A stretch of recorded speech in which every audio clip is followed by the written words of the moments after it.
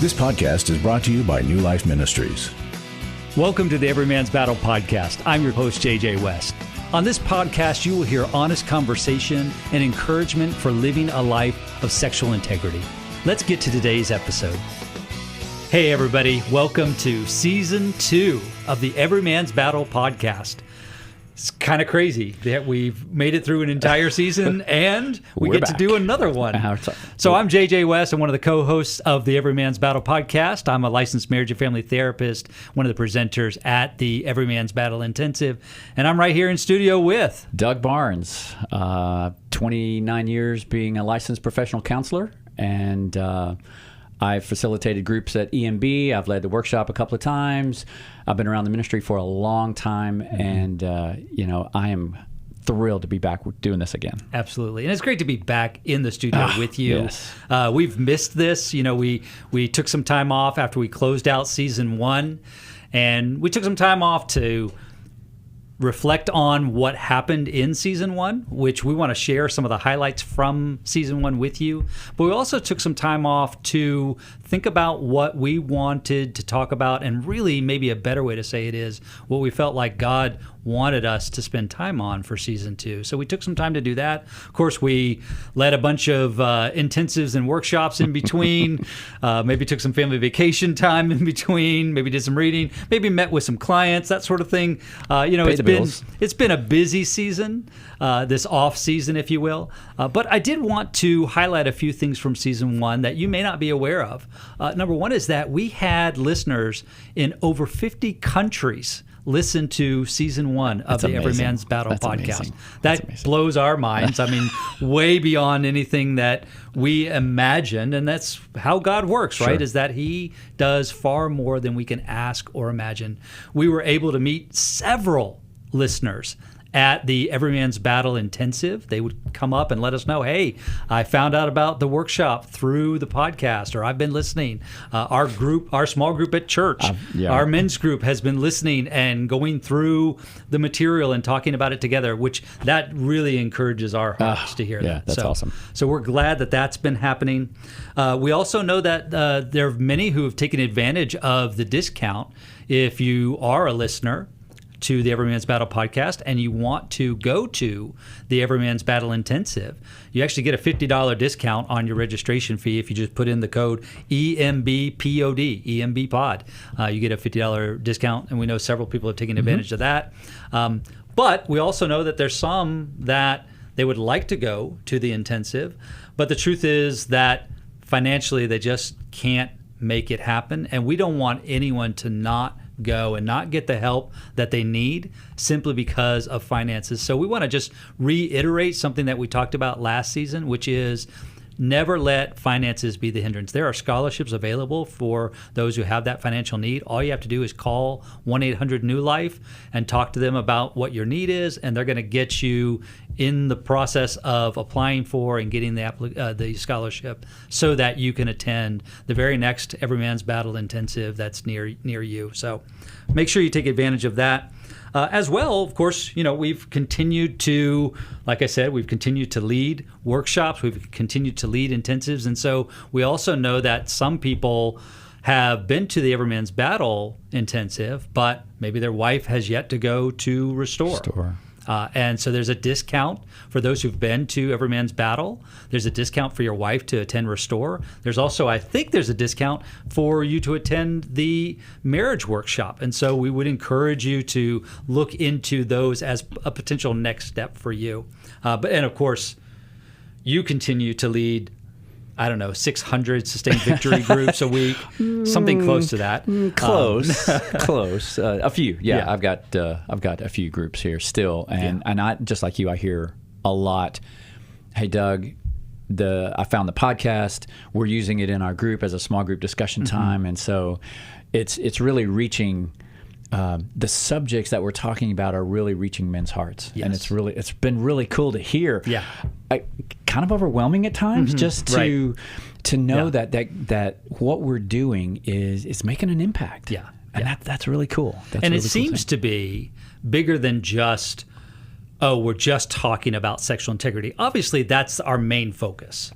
right? Everything we talk about kind of is through that lens, but it's been bigger than that, right? There are people who are talking about their marriage, and so they're using some of the information from the podcast to work on marriage issues, or they're working on, family of origin issues with their parents or with their siblings or whatever. So it's kind of been broader than even just maybe what we initially thought it was going to be, or what we initially intended it to be. So that's great. But we're excited. We're really excited We are. about the impact of season 1, and we're really excited that we now get to launch season 2. If I had a little sound machine, I would hit it right now, and there would be big fanfare and applause, lots of things going on. Just the excitement of season 2. But as you see with your eyes, we are on video for season 2. So no longer just audio, we're on video. So unfortunately, you have to stare at Doug and I. You don't have to. You can still use the audio feature and just listen. But we actually are excited that that's a new feature for the Every Man's Battle podcast, because I think it's actually going to open the door to using some of the material maybe in kind of a social media aspect, as opposed to where we were just audio before. So it may actually end up increasing the audience of the podcast. So anyway, that being said, welcome to season 2 of the Every Man's Battle podcast. So glad that you've joined us. And I'll say this. We said it in season 1. It bears repeating. We want to hear from you. Mm-hmm. We want to know what things have impacted your life that you've listened to on the podcast, positively or negatively. There may be things that were really helpful. We certainly want to hear about that, but we also want to hear if there have been things that either you've disagreed with, or questions that you've had, or if there are topics that you really want covered on the podcast, but they've yet to be covered. Would you please reach out to us? You reach out to us at embpodcast@newlife.com. If you send us an email there, we will read it. We will respond to it, because, again, we want to make sure that what we talk about on this podcast is beneficial for the audience. Absolutely. Is relevant for the audience. Absolutely. Exactly. Yeah. So we don't want to just be two dudes sitting in a room talking to each other. So, yeah. That being said, we turn the page. Yes. To season 2. Episode 1 of the Every Man's Battle podcast. Here we are. And today we're going to start off season 2 by talking about why it's important to keep fighting even when you are struggling and failing. So, I turn to you, Doug, oh wise one. Oh, careful. Careful. To say, let's just start with that question. Why is it important to keep fighting even when you are struggling and failing? Shouldn't you just kind of say, well, it's just been hard and I'm going to give up? Yeah. Well, first, as I thought through this opening episode, right, this opening topic, I thought about, okay, so let's unpack this for a second. So why is it important to keep fighting? So let's define, what is the fight? Mm-hmm. What is the fight about? Yeah. So what are we fighting for, maybe? Mm-hmm. What are we fighting against? Mm-hmm. And a couple of things that really stick out to me. We're fighting, first of all, for our heart. Mm-hmm. Yes. Our character. Yes. Changing, rethinking how we think about things, as a quote from one of my favorite people, and to look at some of the recovery aspects. What does recovery really mean? How am I working my recovery? How is my sobriety going? Yeah. And as we know in some previous episodes, we've talked about recovery and sobriety and the difference thereof. That's right. Right. Maybe our integrity. Mm-hmm. What is the fight about with our integrity? Mm-hmm. How do I want to present myself with my family, maybe in my marriage, my girlfriend, significant other, small group? Mm-hmm. What does that look like as I walk this journey out every single day in the day-to-day operations? Mm-hmm. Yeah. Okay, maybe with my relationship, maybe if I'm married, then what does the fight look like inside of my marriage? Not fighting with my spouse, but for my spouse. For my spouse, exactly. Fighting for her heart, not against it. Mm-hmm. Because what got me here, what got us here mostly, had to do with fighting against it. Yes. Does that make sense? Yes. So that's just a little bit about what that fight could look like. And we get locked into that, I think. We get locked into, especially kind of this long-term, like I'm still fighting, but I'm struggling, I'm failing. We kind of get locked into this idea that the fight is I'm just fighting against my own heart that is wicked and deceitful above all things and who can know it. And I'm fighting against these desires to act out. I mean, that's part of the battle. Right. But the battle is much bigger. That I am fighting for my heart. I'm fighting for my family, my spouse, my kids, whomever, and I'm fighting against an enemy. Right. And by the way, the enemy is not the images that are floating around, or even maybe women that I might be attracted to. That's not the enemy. The enemy is the world, the flesh, and the devil. Right. It's the enemy that wants to take me out. Satan. He wants to devour me. It's this world that I live in that is so sex saturated, so sensual around me. Right. And then it's my own flesh that wants to be in control, that wants to have its way no matter what, doesn't want to listen to another master. Right. And the tension it creates inside of us. Yes. Sometimes that's hard for our spouses to understand. Mm-hmm. Mm-hmm. Not completely, because I think in our sin nature we all have that. But the tension of making good decisions. Mm-hmm. Mm-hmm. Again, one of my favorite quotes is, I can choose my choices, but I can't choose my consequences. That's right. And so how do I continue to make those good choices while I'm in the fight, while I'm in the battle, as we say? How do I continue to make those good choices for winning as opposed to just playing defense? Right. Because I don't want to keep playing defense. That puts me on my, up against the ropes, right? That puts me on my heels, rather than going after the enemy. Right. Because I think that's what we're called to do. Yeah. I think Scripture calls us to go after the enemy, right? Not to sit back and wait. Right. Exactly. Yeah. So does that cover the fight? I mean, I think so. The fight that I just see in my head really has to do with the longing for something greater than myself in my relationship to God. Right. Yeah. Because that's the ultimate connection I want to make. But at the same time, I'm looking at, like you said, the world, the devil, and the flesh. This is the reality that I live in. I mean, when we're outside, when we're at the beach, when we're at church nowadays, when we're at a sporting event, whatever, we are inundated with the opportunities to make good choices. And how are we practicing those choices? Absolutely. Well, and that brings up a good point, which is kind of the next thing to define in the question, right? So we said, okay, why is it important to keep fighting even when you are struggling? So what do we mean by struggling?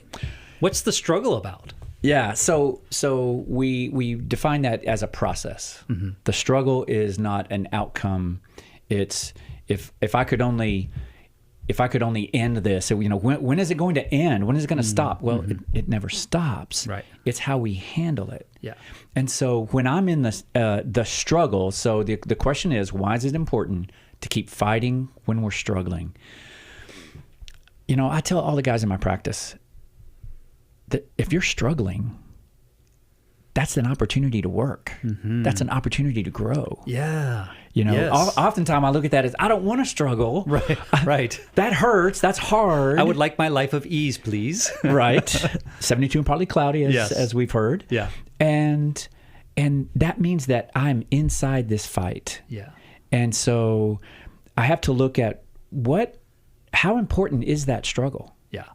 Because if I want a life of ease, leisure, right, then I'm not. I have a chance to make a decision to, as our good friend Jim says, I'm on the beach in a hammock with my flip-flops and my baggy shorts and T-shirt with my big gulp, just sipping away, just watching the world go by. Right. And that's not engaged in the fight. Right. And so am I really struggling when I'm sitting back waiting for the battle to come to me? Right. And to your point, I'm not growing. Right. So the struggle is the opportunity to grow. When I find myself in the struggle, it's an opportunity to grow in the same way that How do you build muscle, right? The only way you build muscle is through resistance training. You have to face resistance. You have to tear the muscle down and then let it rebuild. And that's what happened. It's biblical. It's a biblical concept, right? James chapter 1, verses 2 through 4 says, "Count it all joy, my brothers, when you meet various trials of various kinds, for you know that the testing of your faith produces steadfastness. And let steadfastness have its full effect, that you may be perfect and complete, lacking in nothing." Right? So we know that this struggle that we're in, when things are not going as I would have them to go, when I'm not, in the hammock by the sea, when I'm facing the struggle, it's actually producing growth. My spiritual muscles are being worked out so that I live differently. Right. Yeah. How to live in the hard, because it's hard. It is hard. Don't know the answer?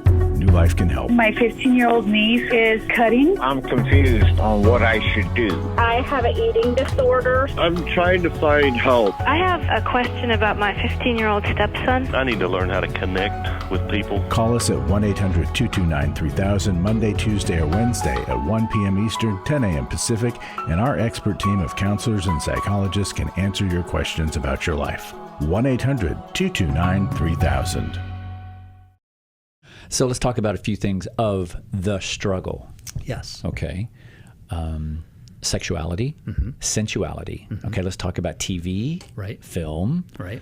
magazine. Of course, who reads a magazine nowadays? Scrolling social media. It's all Music. over Facebook. It's all over Instagram, Right. Snapchat. There's all kinds of social media aspects, and the temptations that I find. What tempts me may not tempt you. Right. What tempts somebody else may not tempt me. And so they're all different. But what they do is they take me away from a life of integrity and purity that I believe I'm being called to live. Right. We're called to be Christ-like, right? Yeah. But is that the way that Jesus would want me to live? Well, of course not. Right. But then I give into that sometimes. There's the struggle.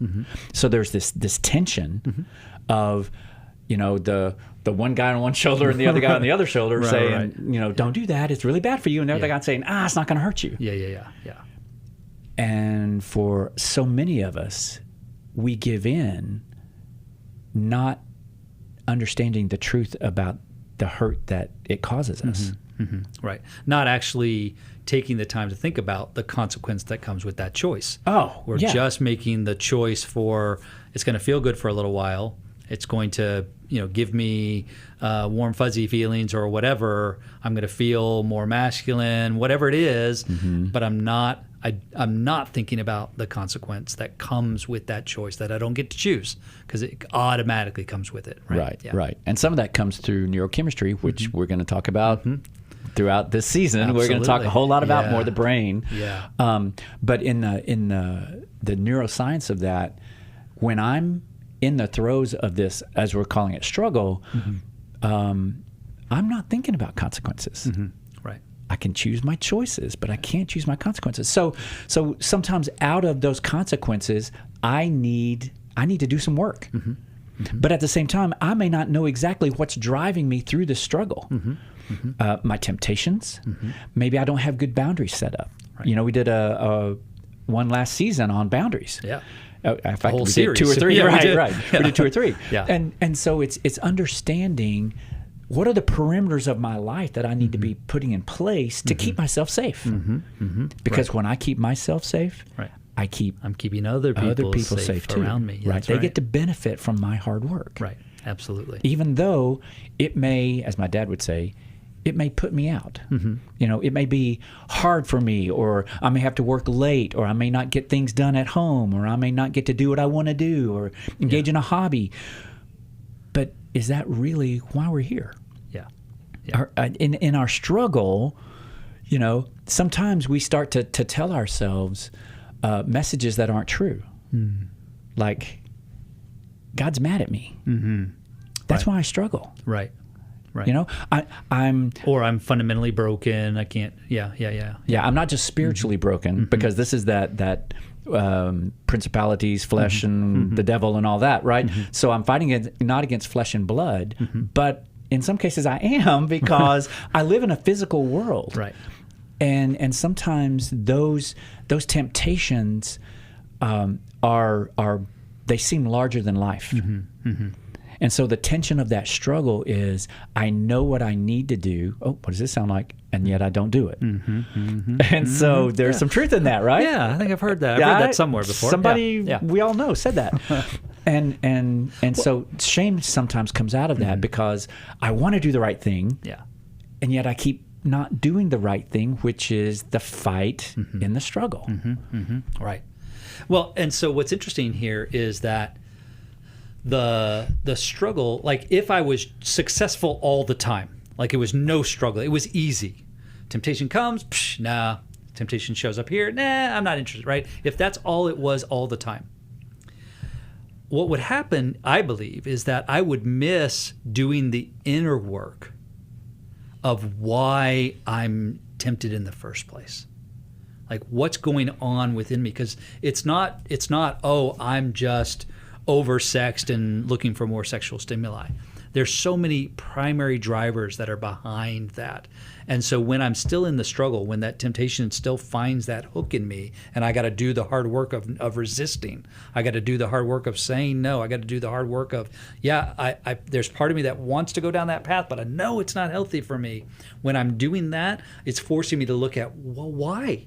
Why do I want to? What's going on in me? And, I always do okay, so in the past 72 hours, where have I felt incompetent? Where have I felt impotent? Where have I felt insignificant, right? Now I'm doing that inner heart work that I wouldn't do if it was easy all the time, right? And so I would miss out on a whole section of my discipleship. I would miss out on a whole section of my sanctification because, I just say no. It's just so easy. No, I have to do the hard work of looking at what's going on in my heart that I'm even being pulled in that direction, right? Or if I just don't do that, or if I just don't go there, I'm okay. Or if I just don't say that, or if I don't talk to her, or if I don't go to this place or down this part of town, or get online here, I'll just hit ESPN and I'll be good, knowing that my brain is going, nope, the next 3 websites we're going to are going to be the ones you always go to. And so it's dealing with that tension, because sometimes I don't want to do that hard work. I'll just be takes one to know one. I don't want to do that work. Right. And it's getting to the point of surrender. Yeah. And there is a reward in doing the hard work. Like after it's done, it's not fun while it's happening, right? There's no. It is not fun. I do a lot of. I shouldn't say a lot. I do some long distance running. I am not a runner in the sense of I don't enjoy it, right? I don't, but I do enjoy after I'm finished. Like if there's on a weekend, if I've got a long run in fact, I've got a half marathon in a few weeks. Well, a few weeks from the time we're recording this, a few weeks after the time that it airs, right? I've got a half marathon coming up that I'm training for, and the training runs are not fun. I don't look forward to them, but afterwards I go, man, I'm glad I did that. I'm glad I put forth the effort. I'm glad I put myself in that difficult task, because it's producing something good. It's strengthening me, right? I'm growing, right, physically, and so I want to grow spiritually in the same way. I want to put myself in those places where, this is hard work, but I'm growing. Yeah, and it's accepting that when I put in that hard work, something good is going to come out of it at the end, wherever the end is. We have to keep pulling back from an outcome. Right.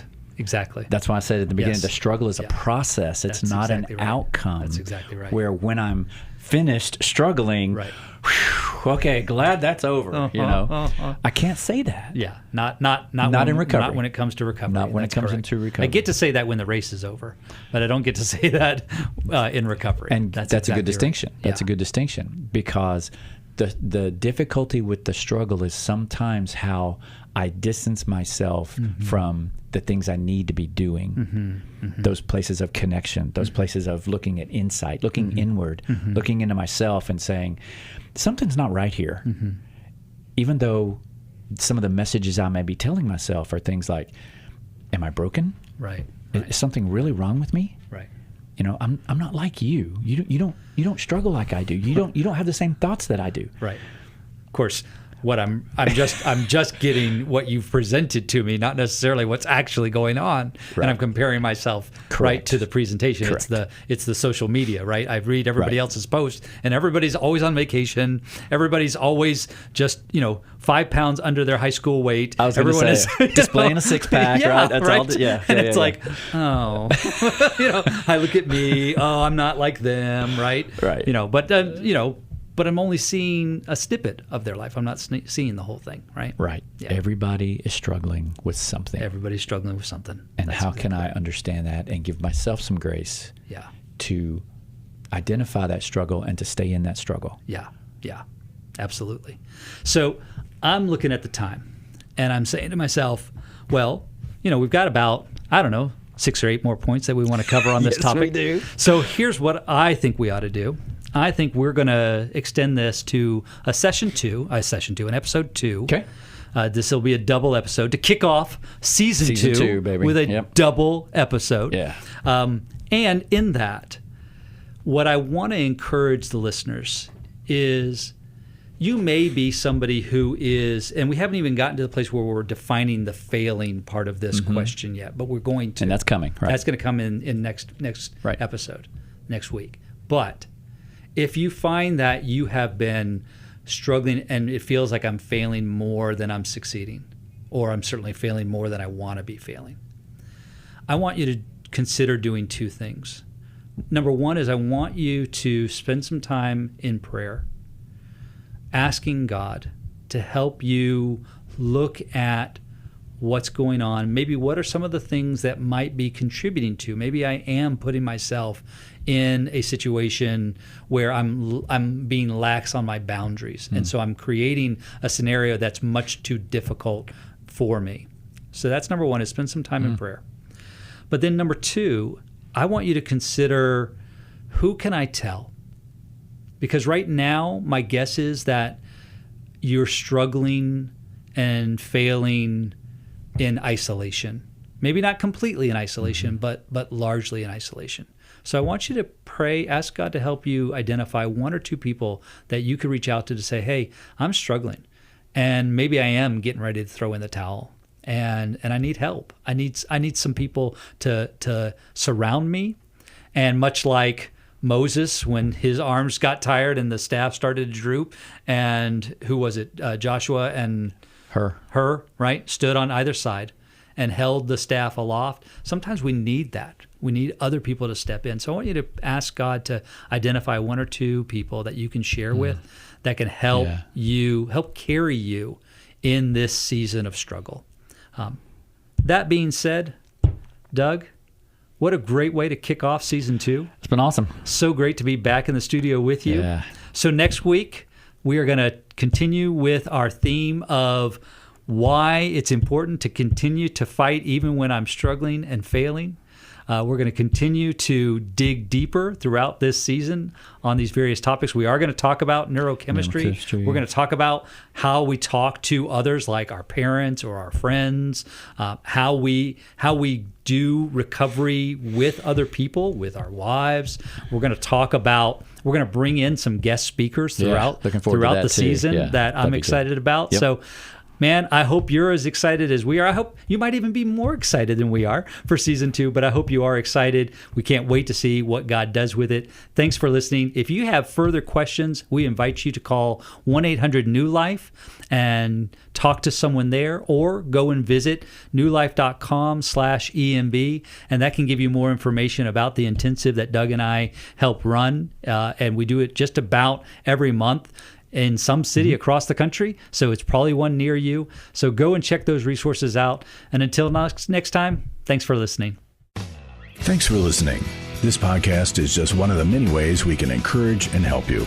If you're looking for more help, visit us at newlife.com or call 1-800-NEW-LIFE. Please remember to review, like, and share the podcast, as it helps others find us. If you have a comment about this podcast, we'd love to hear from you. Drop us a line at embpodcast@newlife.com. See you next week.